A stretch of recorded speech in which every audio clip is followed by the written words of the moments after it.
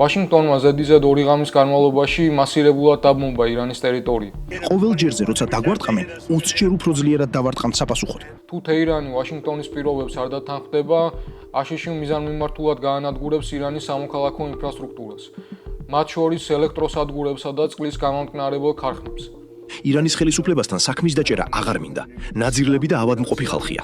სათავეშიც სასტიკი, მოძალადი ადამიანები უდგანან. ირანის რევოლუციის გუშაქთა კორპუსმა განაცხადა, რომ ბულინგისა და პირობების დარღვევის დრო დამთავრდა. ირანელებმა უკვე იციან საკუთარი ძლიერი და სუსტი მხარეები. ამიტომ მომავალ ომს უფრო მომზადებულები შეხვდებიან. ამავე დროს, ამერიკულ საზოგადოებაში ამ კონფლიქტის მიმართ ძლიერი წინააღმდეგობა არსებობს. ერდოღანის რეჟიმისთვის ეს სამიტი იდეალური შანსია, რათა მსოფლიო მხოლოდ მის საგარეო პოლიტიკურ მიღწევებზე, იარაღის წარმოებაზე თუ ირანის კრიზისში ტრამპის მხარდაჭერაზე ილაპარაკოს. საერთაშორისო ლიდერების მხრიდან თურქეთის სამხედრო როლის უზომო ქებადიდება გვესმის. თუმცა როგორც კი საქმე ქვეყნის შიგნით მიმდინარე პროცესებსა და რეპრესიებს ეხება, ისინი კითხვებს თავს არიდებენ და სრულ დუმილს ამჯობინებენ. ყოველივე ეს კიდევ ერთხელ უტყუარად აშიშვლებს გლობალური სისტემის მთავარ მამოძრავებელ ძალას. კაპიტალისა და ბუნებრივი რესურსების გადანაწილებისთვის ბრძოლამ უცვლელად თესავს მხოლოდ სისხლის ყვრას, ნგრევას და დესტრუქციას.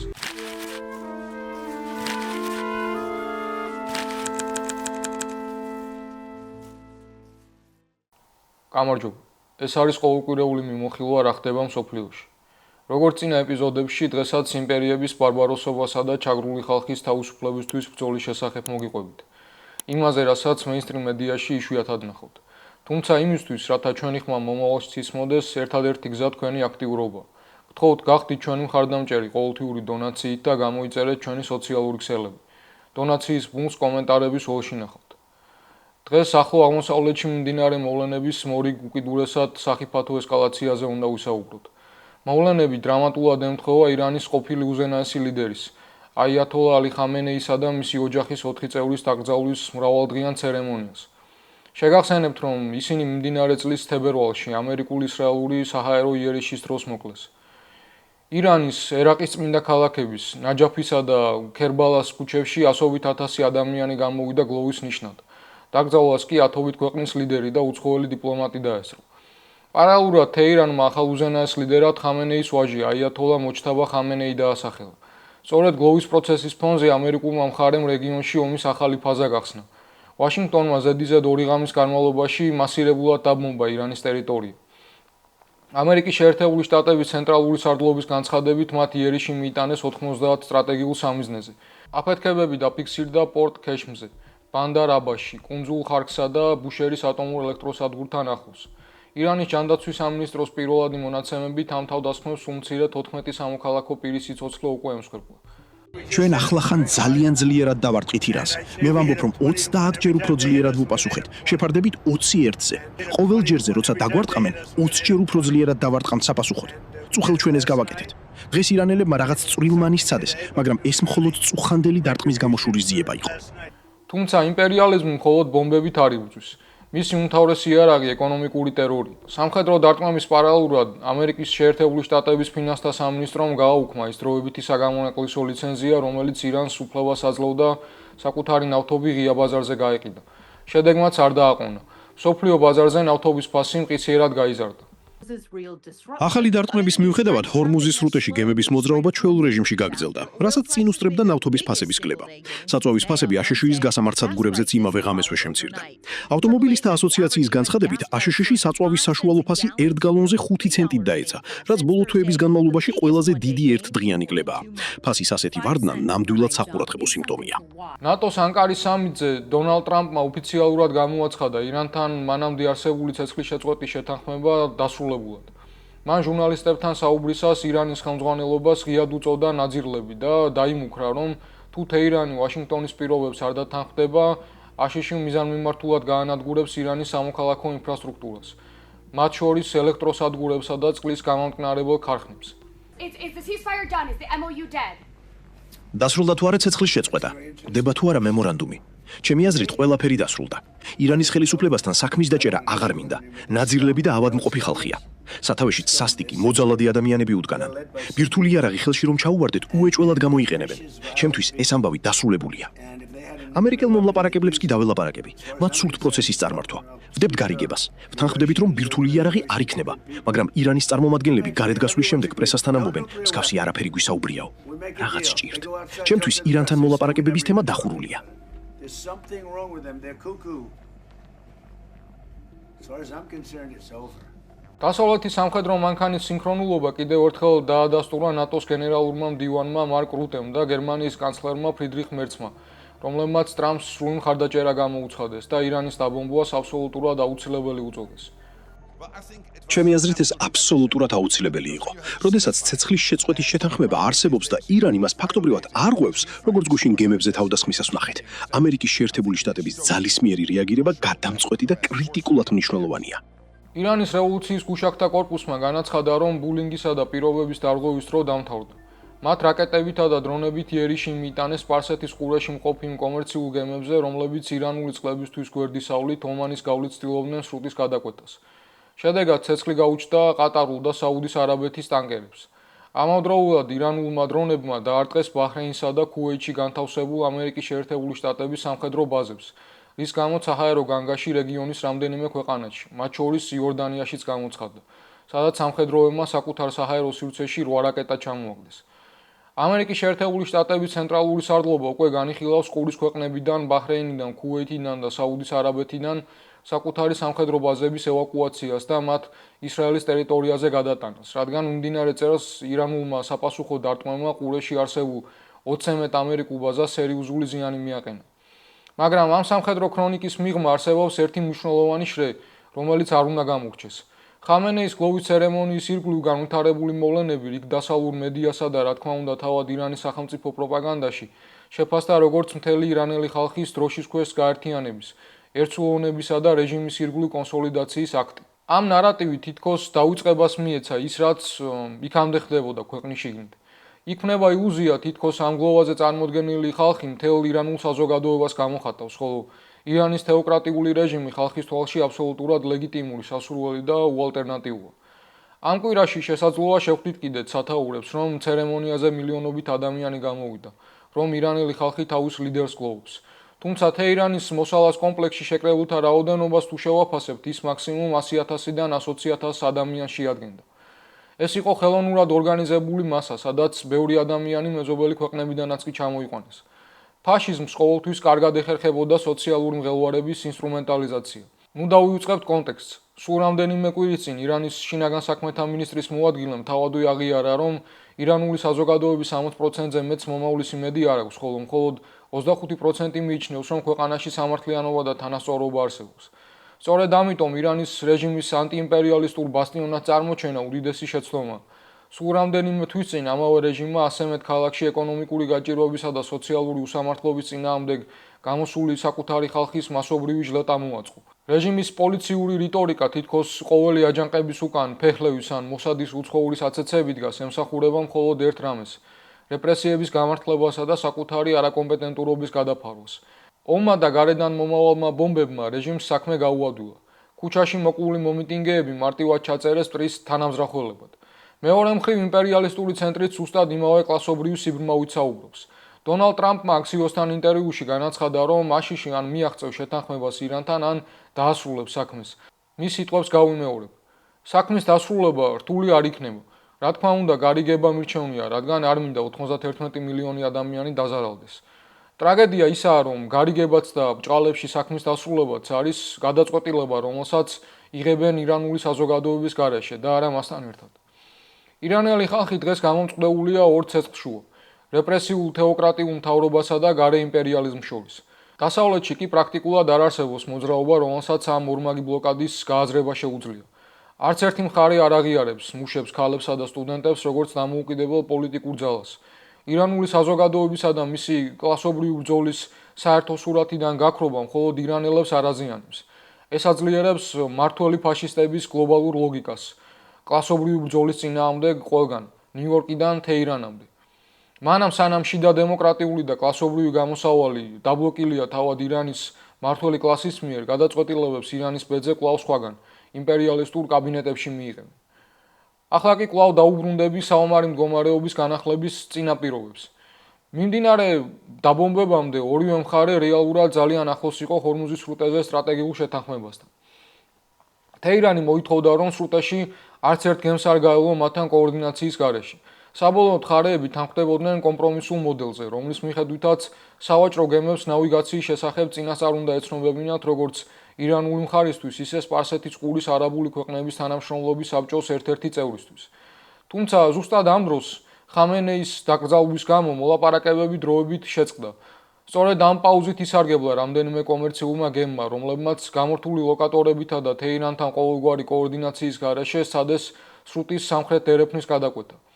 ირანის მიერ რამდენიმე გაფრთხილების მიცემის და შემდგომ გემებისთვის ცეცხლის გახსნის ფაქტი ვაშინგტონმა გამოიყენა საბაბად, რათა განიახლებინა მასირებული იერიშები, რაც დღეს მთელ დიპლომატიურ პროცესს კრახით ემუქრება. Not entirely sure as to whether this is completely over or not because at the end of the day both ბოლომდე დარწმუნებული არ ვარ, რომ პროცესი საბოლოოდ ჩაიშალა, რადგან დღის ბოლოს ამ ომის დასრულება ორივე ქვეყნის სასიცოცხლო ინტერესებში შედის.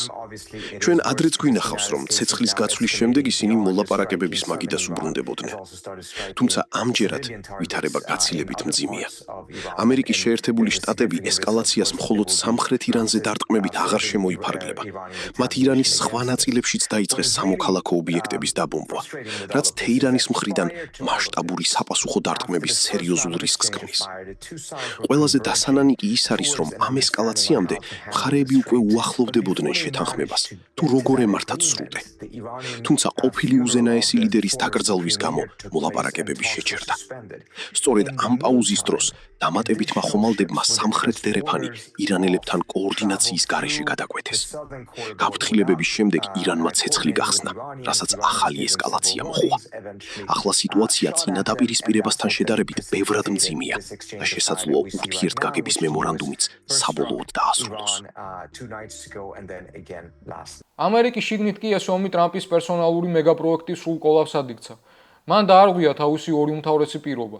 არ ჩაბმულიყო ახალ საგარეო ომებში და შეენარჩუნებინა დაბალი გადასახადები. დღეს საშიში ღია ომშია ჩათრეული. ამერიკელების ჯიბეები კი ბენზინგასამართ სადგურებზეც არიელდება.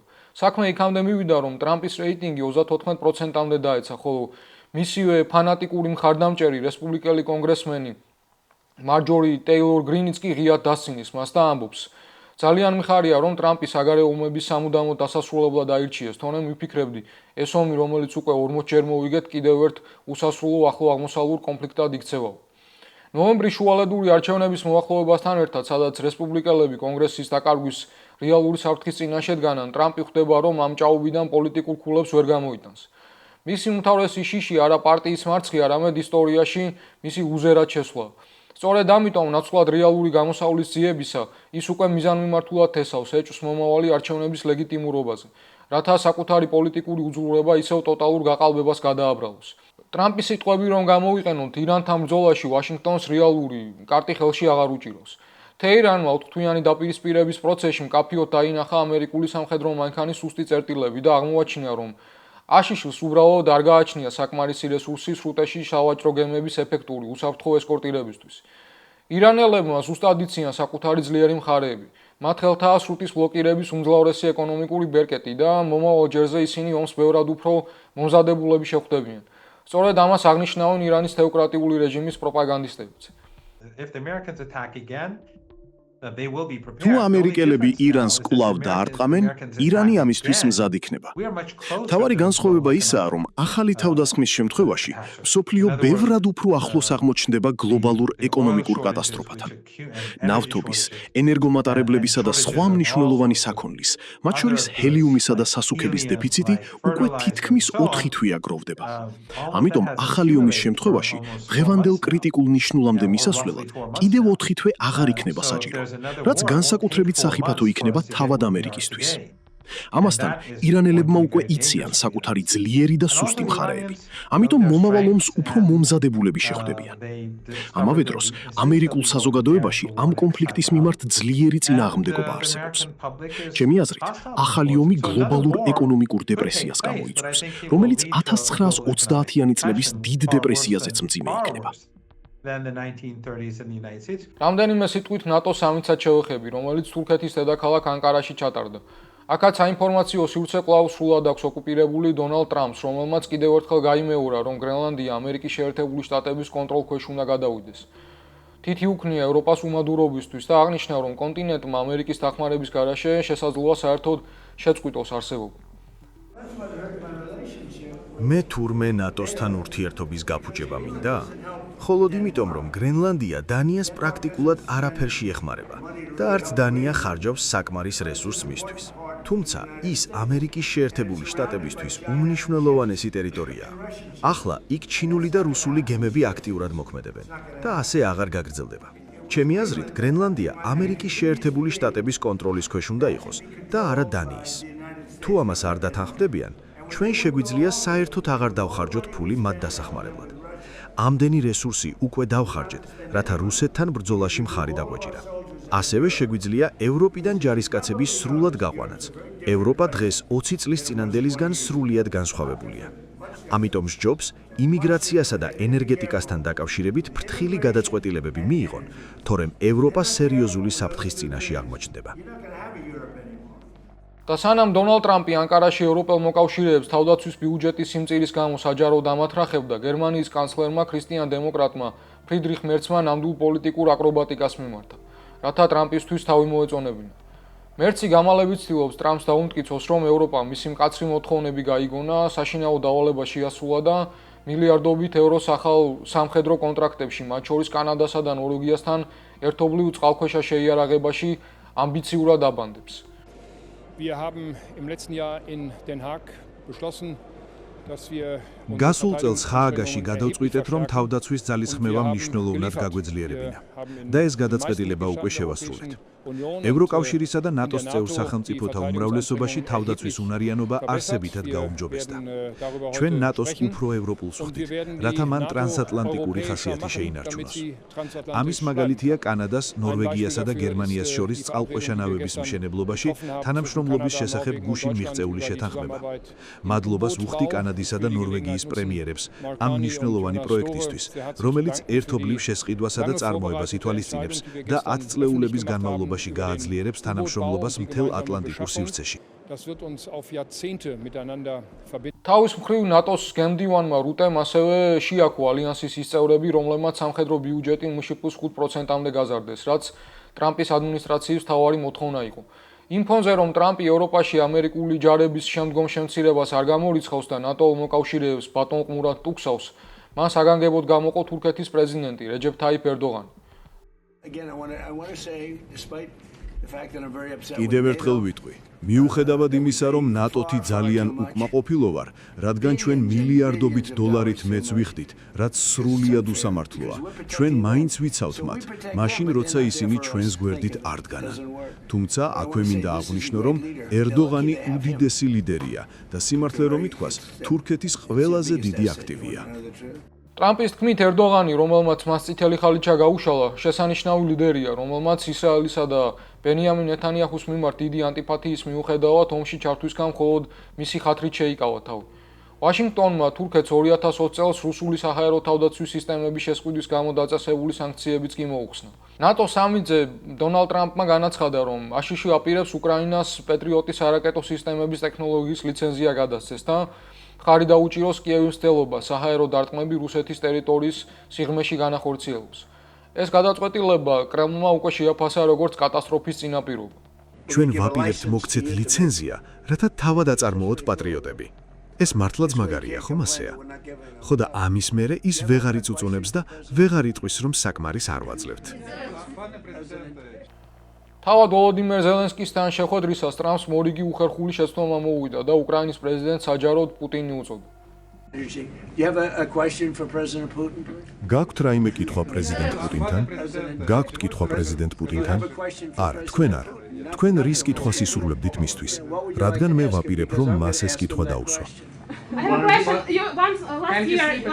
ეს ყველაფერი კი იმ ფონზე ხდება, როდესაც რუსეთი ქვეყნის შიგნით მწვავე კრიზისს განიცდის. მას შემდეგ, რაც უკრაინულმა შორმანძილზე მოქმედმა დრონებმა შავ ზღვასა და სანქტ-პეტერბურგში რუსულ ნავთობტერმინალებსა და 50-ზე მეტ გადამამუშავებელ ქარხანას წარმატებით დაარტყეს. და მე ვთქვი, არ ვფიქრობ, რომ საკუთარი თავი ამ მდგომარეობაში უნდა ჩავაგდო. არ ვიცი წავიდოდა თუ არა ის მოსკოვში. შეიძლება წასულიყო კიდეც. თქვენ წახვიდოდით მოსკოვში? რთულია. იქ ძალიან ბევრი უკრაინული დრონია. ამიტომ ეს საკმაოდ სახიფათოა. თუმცა სანამ ანკარაში საზეიმო მიღებები პოლიტიკური ქებადიდება ჟღერს, საერთაშორისო მედიის ყურადღების მიღმა რჩება თურქეთის შიდა პოლიტიკური რეალობა. ერდოღანის რეჟიმისთვის ეს სამიტი იდეალური შანსია, რათა მსოფლიო მხოლოდ მის საგარეო პოლიტიკურ მიღწევებზე, იარაღის წარმოებაზე თუ ირანის კრიზისში ტრამპის მხარდაჭერაზე ილაპარაკოს. რეალურად კი თელ-ავივის გავსად ანკარაც დასავლურ დუმილს საკუთარი ავტორიტარული დღესასრიგის გასამყარებლად იყენებს, სადაც არჩევნების გზით არჩეული სტამბოლის მერი და უამრავი ოპოზიციონერი ციხეში იმყოფება. თუ რა ფასად უჯდება საზოგადოებას ნატოს ამ მასშტაბური ღონისძიების მასპინძლობა, ამას ანკარიდან ჟურნალისტი რუთ მიხელსონი გვიყვება. It's clear here in Ankara and in Turkey more broadly, this NATO summit is not taking place. სრულიად აშკარაა აქ ანკარაში და ზოგადად თურქეთში ნატოს ეს სამიტი ნამდვილად არ ტარდება თავისუფლების ატმოსფეროში. სამიტის წინა ორ კვირაში ანკარის ხელისუფლებამ გამთენიისას განხორციელებული რეიდების დროს 200-ზე მეტი ადამიანი დააკავა. ოფიციალურ სტრუქტურებს არანაირი განმარტება არ გაუკეთებიათ იმის შესახებ, თუ რამ განაპირობა ეს დაპატიმრებები, ან რა უდევს საფუძვლად ბრალდებებს თითქოს დაკავებულებს ტერორიზმთან აქვთ კავშირი. თუმცა ჩვენთვის ცნობილია სულ მცირე ერთი დაკავებულის ვინალობა. ის გავლენიანი LGBTQ+ ჟურნალისტი და ერთ-ერთი უფლებადამცველი ორგანიზაციის ხელმძღვანელია. დაკავებულთა ამ ჯგუფში სხვებიც არიან, მაგალითად გარემოს დამცველები. ეს ყოველივე მართლაც სერიოზულ კითხვის ნიშნებს აჩენს ამ მასშტაბური დაპატიმრებების რეალურ მოტივებთან დაკავშირებით. გარდა ამისა, ანკარაში მოქმედებს პროტესტის მკაცრი აკრძალვა, რაც საინფორმაციო ფლაიერების დარიგებაზეც კი ვრცელდება. ამ ფონზე გარკვეულწილად გასაკვირიც კია, რომ ხალხი კუჩაში მაინც გამოვიდა. გასულ კვირას თურქეთის დედაქალაქში გამართულ აქციებზე პოლიციამ დაახლოებით 100 დემონსტრანტი დააკავა. მათთან ერთად მყოფი პარლამენტის წევრები არ დაუპატიმრებიათ, თუმცა 100-მდე აქტივისტი აიყვანეს. გუშინ კი ანტინატოური აქციების მონაწილეთა ახალი დაპატიმრებები ვიხილეთ. პარალელურად სამიტის მსვლელობისას მუდმივად გვესმის ხაზგასმა, რომ თურქეთს ნატოში შეუცვლელი ადგილი უკავია და ალიანსში სიდიდით მეორე არმია ჰყავს. თავის გამოსვლაში ერდოღანმაც ისაუბრა იმ სამუშაოზე, რომელსაც თურქეთი უკრაინაში პრეზიდენტ ზელენსკის და ზოგადად ქვეყნის დასახმარებლად ეწევა, მათ შორის იარაღის მიყიდვის თვალსაზრისით. საერთაშორისო ლიდერების მხრიდან თურქეთის სამხედრო როლის უზომო ქებადიდება გვესმის. თუმცა როგორც კი საქმე ქვეყნის შიგნით მიმდინარე პროცესებსა და რეპრესიებს ეხება, ისინი კითხვებს თავს არიდებენ და სრულ დუმილს ამჯობინებენ. And then a version when asked about whether that means that they would say anything about what's happening domestically in the country. ახლა სულს გადავიდეთ ღაზაზე, სადაც ვითარება კვლავ უკიდურესად დრამატულია. თელ-ავივის მიერ განხორციელებული თავდასხმები და ღია ექსპანსიური პოლიტიკა ყოველდღიურად ანგრევს რეგიონში მშვიდობის ილუზიასაც კი. ისრაელი სისტემატურად არღვევს ამერიკის შეერთებული შტატების შუამავლობით ოქტომბერში მიღწეულ ეგრეთ წოდებულ ცეცხლის შეწყვეტის შეთანხმებას. ამ ფსევდოზავის გაფორმების შემდეგ ისრაელმა ღაზაში 1000-ზე მეტი ადამიანი გამოასალმა სიცოცხლეს.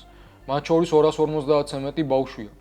განსაკუთრებით ძიმი აღმოჩნდა საჰაერო იერიში ღაზის სებრას დასახლებაში, რომელსაც ემსხვერპლა ეგვიპტის დახმარების კომიტეტის საზოგადოებასთან ურთიერთობის დირექტორი მუჰამედ ალ-ვაჰიდი, ტაქსის მძღოლთან და ორ ბავშვთან ერთად.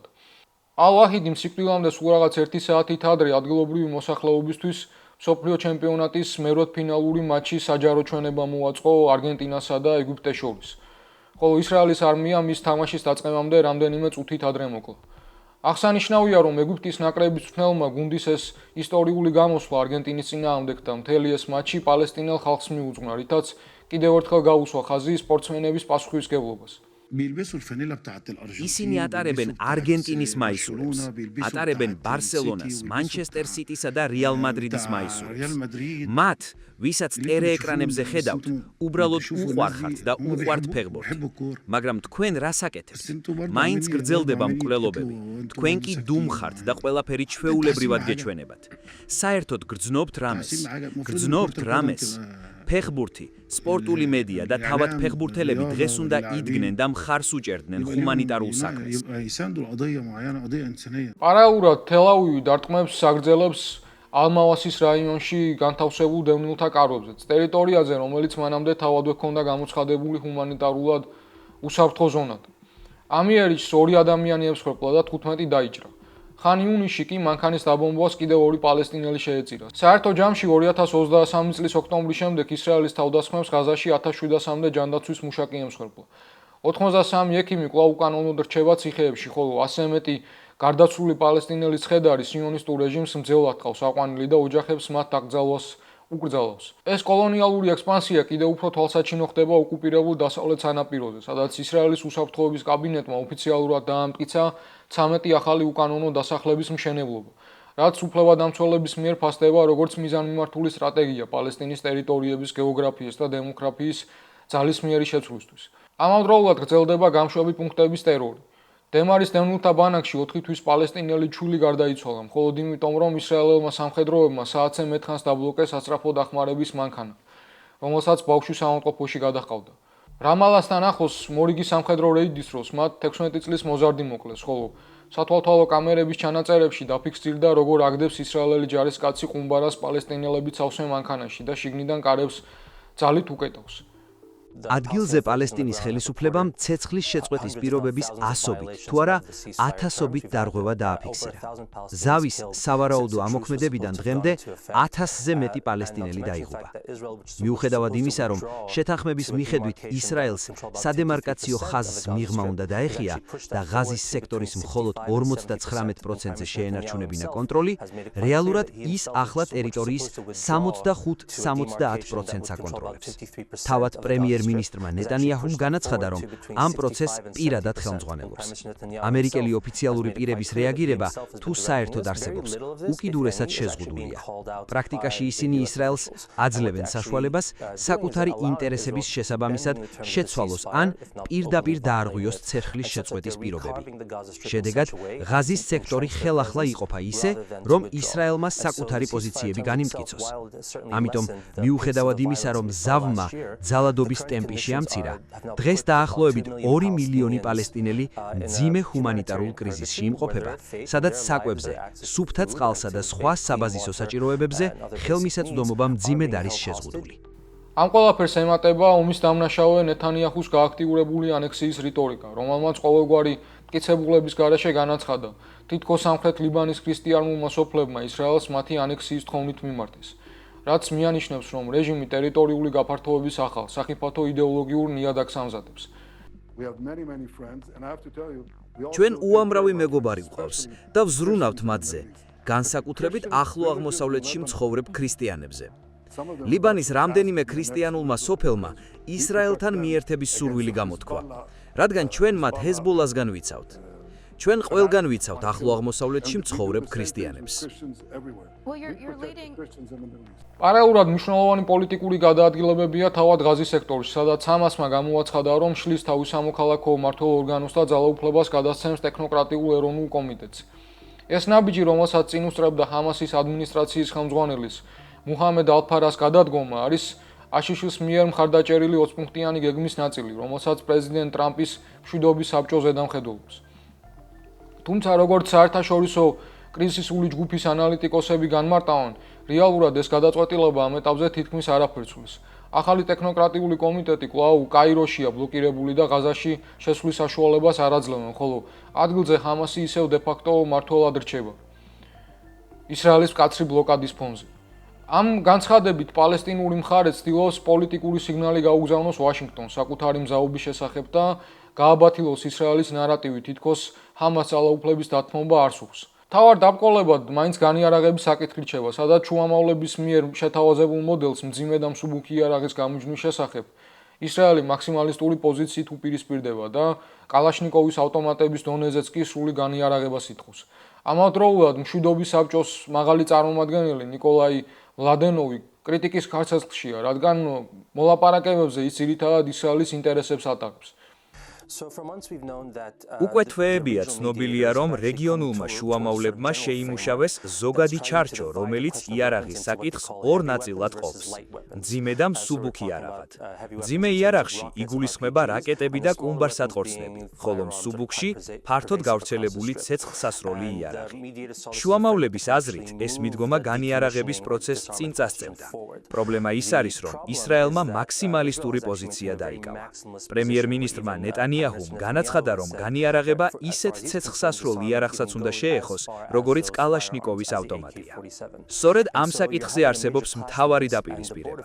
მშვიდობის საბჭოს წარმომადგენლები, მათ შორის ნიკოლაი მლადენოვი, მოლაპარაკებების მედიაციასა და შეთანხმების მიღწევას უნდა ცდილობდნენ. თუმცა, არსებული შეფასებებით, მლადენოვი ძირითადად ისრაელის პოზიციას იზიარებს იმის შესახებ, თუ როგორი უნდა იყოს განიარაღების პროცესი, რასაც ხამასი და სხვა პალესტინური ფრაქციები ეწინააღმდეგებიან.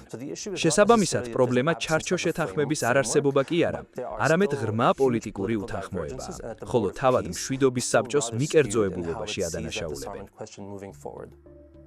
ეს სამხრივი მიდგომა ვლინდება იმაშიც, რომ მშვიდობის საბჭო აბსოლუტურად თვალს ხუჭავს ისრაელის მიერ ცეცხლის შეწყვეტის ყოველდღიურ დარღვევებზე, რასაც ზავის გამოცხადების შემდეგ უკვე 1000-ზე მეტი პალესტინელი ემსხვერპლა. მეტიც, შეთანხმებით გათვალისწინებული 53%-ის ნაცვლად ტრამპისა და მლადენოვის დუმილის ფონზე ისრაელმა ღაზის სექტორზე კონტროლი უკვე 65-დან 70%-მდე გააფართოვა. შედეგად 2 მილიონი პალესტინელი დღეს ფაქტობრივად ჰუმანიტარულ განსამწმენელშია გამოკეტილი, სადაც მათი სიცოცხლე, საკვები და წყალი პოლიტიკური ვაჭრობის მძევლადაა ქცეული. საერთაშორისო უფლებადამცველი ორგანიზაციების ყურადღების ცენტრში მოექცა ღაზის ჩრდილოეთში მდებარე ქამალ ადვანის პედიატრიული საავადმყოფოს დირექტორის, ცნობილი პედიატრ-კონსულტანტის დოქტორ ჰასამ აბუ-საფიას უმძიმესი მდგომარეობაც, რომელიც ისრაელის არმიამ 2024 წლის დეკემბერში ყოველგვარი ოფიციალური ბრალდების გარეშე გაიტაცა. დოქტორ აბუ-საფიას ადვოკატმა, რომელიც მას ციხეში შეხვდა, განაცხადა, რომ ექიმის სახე და სხეულის სასტიკი წამებისგან იმდენად დასახიჩრებულია, რომ მისი ცნობა პრაქტიკულად შეუძლებელია. მისი შვილის ელიასის ვიდეო მიმართვის თანახმად ციხეში ექიმს ჩაქუჩით სცემდნენ, რის გამოც მას ლაპარაკი და სუნთქვა უჭირს. ხშირად კარგავს გონებას და ადვოკატის მეშვეობით აცხადებს, რომ მას მოკლავენ და ამ პატიმრობას ცოცხალი ვერ გადაურჩება. ისრაელის უზენაესმა სასამართლომ გასულ თვეში უარყო მისი გათავისუფლების მოთხოვნა, რადგან მას ეგრეთ წოდებულ უკანონო მებრძოლთა შესახებ კანონით აკავებენ, რაც ეჭვმიტანილთა განუსაზღვრელი ვადით პატიმრობას უშვებს. 2023 წლის ოქტომბრიდან დღემდე ისრაელის საპატიმრო ჯურღმულებში უკვე 100-მდე პალესტინელი დაიღუპა, ხოლო 14 პალესტინელი ექიმი, მათ შორის დოქტორი ნაჰედი და დოქტორი მაჰმუდი, 2 წელზე მეტია ყოველგვარი ბრალის წარდგენის გარეშე იმყოფებიან მძიმე ტყვეობაში. აღსანიშნავია, რომ ისრაელის ოფიციალური სამედიცინო საზოგადოება და წამყვანი მედია საშუალებები ამ უმძიმეს ფაქტებს სრულად აიგნორებენ. ჩიკაგოელი ექიმი და პალესტინურ-ამერიკული სამედიცინო ასოციაციის წევრი თაირ აჰმადი, რომელიც ღაზაში მოხალისედ მუშაობდა და პირადად იცნობს აბუ-საფიას, აღნიშნავს, რომ დოქტორი ჰასამი პალესტინური სამედიცინო სისტემის და მედეგობის ნამდვილ სიმბოლოდ იქცა. დაკავებამდე მან 2 წერილი გამოაქვეყნა ნიუ-იორკ თაიმსში, ხოლო გატაცებამდე ერთი თვით ადრე ისრაელის არმიამ მისი შვილი მოკლა, რომელიც მანამდე თავადვე დაასაფლავა საავადმყოფოს ეზოში. ისრაელის ოფიციალური მტკიცებები თითქოს ეს მაღალი კვალიფიკაციის მქონე მედიკოსები ჰამასთან თანამშრომლობდნენ, კოლეგების მიერ ფასდება როგორც აბსურდული ფარსი და პალესტინელი ექიმების დეჰუმანიზაციის მცდელობა. დოქტორ აჰმადის თქმით, გამოცხადებული ეგრეთ წოდებული ცეცხლის შეწყვეტა რეალურად დიდი სიცრუეა. ღაზაში სამხედრო იერიშები და დაბომბები კვლავ უწყვეტად გრძელდება. საჭირო ჰუმანიტარული დახმარება და მედიკამენტები საავადმყოფოებში არ შედის, ხოლო ისრაელის არმია სულ უფრო მეტ ტერიტორიას იკავებს. ამჟამად 18000-ზე მეტი მძიმედ დაავადებული და დაჭრილი ადამიანი, მათ შორის ონკოლოგიური პაციენტები, სასწრაფო სამედიცინო ევაკუაციას საჭიროებს, თუმცა საერთაშორისო საზოგადოების დუმილის და ფიქტიური სამშვიდობო შეთანხმების ფონზე ისინი ყოველდღიურად კვდებიან. დოქტორი ჰასამი მთელ ღაზის სექტორში წამყვანი სამედიცინო კონსულტანტია. სანამ ის საავადმყოფოს პედიატრიული რეანიმაციის განყოფილებაში მუშაობდა, მისი პროფესიონალიზმი პაციენტებსა და მათ ოჯახებს იმედს აძლევდა. ეს ისრაელის არმიამაც კარგად იცოდა. სწორედ ამიტომ, როგორც ითქვა, იგი 2024 წლის დეკემბერში დააკავეს და დღემდე ყოველგვარი ოფიციალური ბრალდების გარეშე რჩება პატიმრობაში. მის წინააღმდეგ არანაირი მტკიცებულება არ არსებობს. იდეა თითქოს პალესტინელ ექიმებს პროფესიული საქმიანობის პარალელურად სხვა ფარული როლი აქვთ დეჰუმანიზაციისა და პალესტინელების მიმართ რასისტული დამოკიდებულების გამოხატულებაა. თითქოს ადამიანები შეიძლება იყვნენ გამორჩეული ორთოპედ ქირურგები, პედიატრები, ონკოლოგები თუ ნეფროლოგები და ამავე დროს სრულიად სხვა პიროვნებებად წარმოჩნდნენ. ეს მტკიცება სერიოზულ საფუძველს მოკლებულია.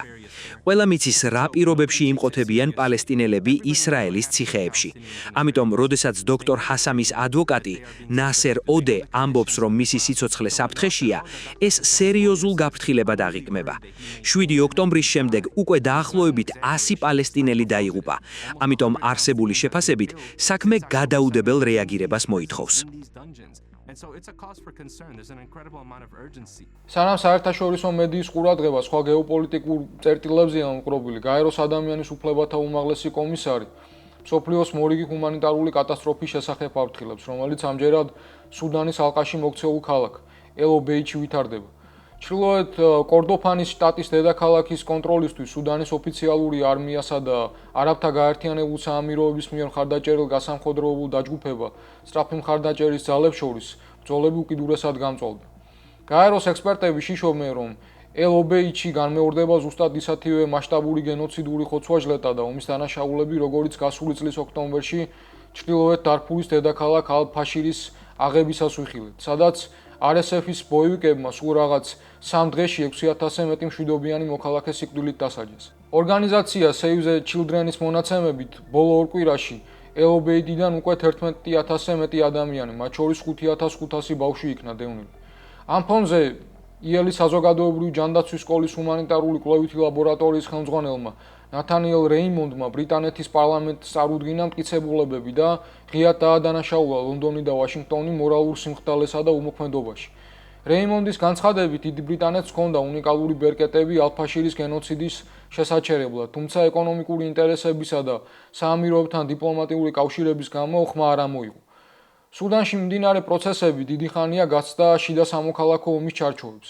ეს არის კლასიკური მარიონეტული ომი, რომლის მთავარი მამოძრავებელი ძალა არაბთა გაერთიანებული საამიროებია. Lighthouse Reports-ის Sudan War Monitor-ისა და Der Spiegel-ის ერთობლივმა ჟურნალისტურმა გამოძიებამ გამოავლინა საამიროების მიერ დაფინანსებული სამხედრო ბანაკების საიდუმლო ქსელი აღმოსავლეთ ლიბიაში, სადაც ხაფთარის ლიბიის ეროვნული არმიის ხელშეწყობით RSF-ის ბოევიკებს მძიმე შეიარაღების გამოყენებაში წვრთნიან. საამიროები სუდანის ოფიციალურ არმიას ისლამისტებთან კავშირში ადანაშაულებს და რეგიონში მათი გავლენის შესასუსტებლად მილიარდობით დოლარს კოლუმბიელ დაქირავულ მებრძოლებს, საწვავსა და ბრიტანული წარმოების იარაღს ლიბიისა და ჩადის გავლით სუდანში უწყვეტ ნაკადად გზავნის. საამიროების ინტერესებში ასევე სუდანის ოქროსა და სოფლის მეურნეობის რესურსების სრული კონტროლი.